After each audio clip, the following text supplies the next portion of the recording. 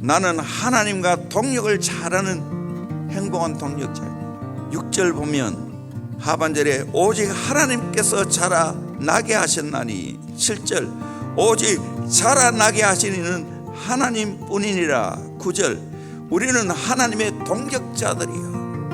바울은 심었고 아볼로는 물을 주었어요. 그러나 자라게 하신 분은 하나님인 줄로 믿습니다. 우리는 모두 하나같이 하나님의 동력자인 줄로 믿습니다. 그래서 우리는 하나님께 보조를 잘 맞춰야 됩니다. 예수의 제자들은 예수 그리스도께 잘 포커스를 맞춰 살아가다 보면 저절로 동력이 이루어지게 될 줄로 믿습니다. 저는 목회하면서 너무 많은 걸 느꼈습니다. 내가 해야 할 일은 대형교회 담임 목사로 해야 돼. 나는 부목사다.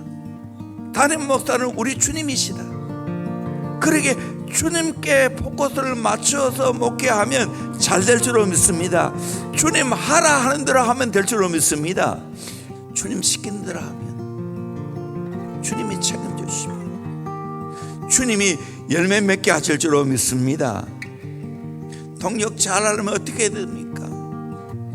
여러분, 하나님을 향하여 설득시키려고 하지 마세요. 하나님의 뜻을 묻고 나는 순종할 뿐입니다.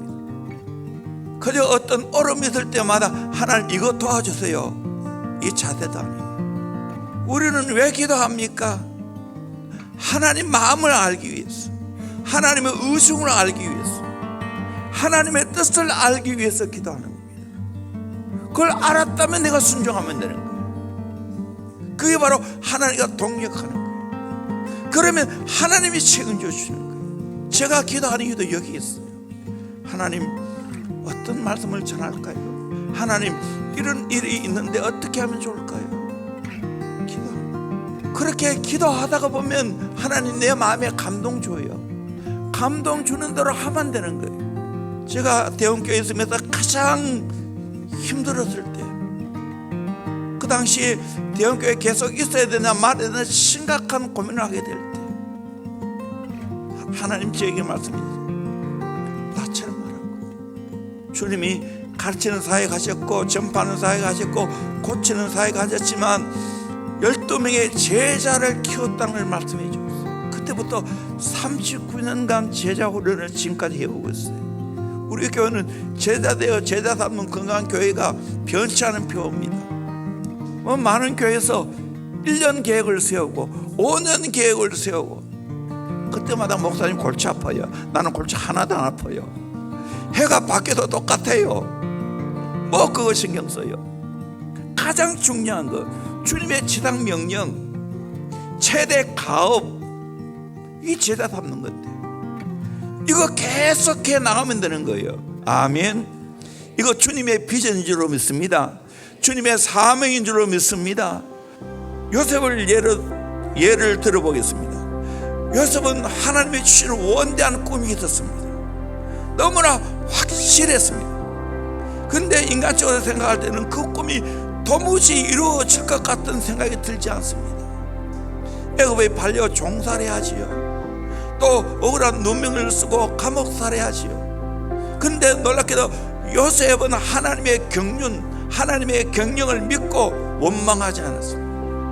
그 자리에 최선을 다했습니다. 종살이할 때도 최선을 다했고, 감옥살이할 때도 최선을 다했습니다. 그랬을 때 하나님의 때, 하나님의 카이로스가 될 때 30세 꿈 해몽 잘해서 국무총리로 등극합니다. 그래서 애굽의 백성들을 살릴 뿐만 아니라 그 주의 모든 나라까지 7년 흑년 때 살아남게 만들었습니다. 하나님의 경륜에 순종하고 나아가면 하나님의 큰 역사가 이루어지는 줄로 믿습니다. 우리 모두는 하나님의 동력자들입니다. 사람들과 동력하는 자들입니다. 그리고 장차 나타날 상을 바라보면서 동력해야 됩니다. 우리 동력을 잘하는 선수 되기를 주의 이름으로 축원합니다. 우리는 어디에 가든지 동력을 잘하는 자가 됩니다. 여러분 직장에서도, 가정에서도, 어디든지 동력을 잘해서 그 공동체를 세워가는 아름다운 역사의 길을 주의 이름으로 축원합니다.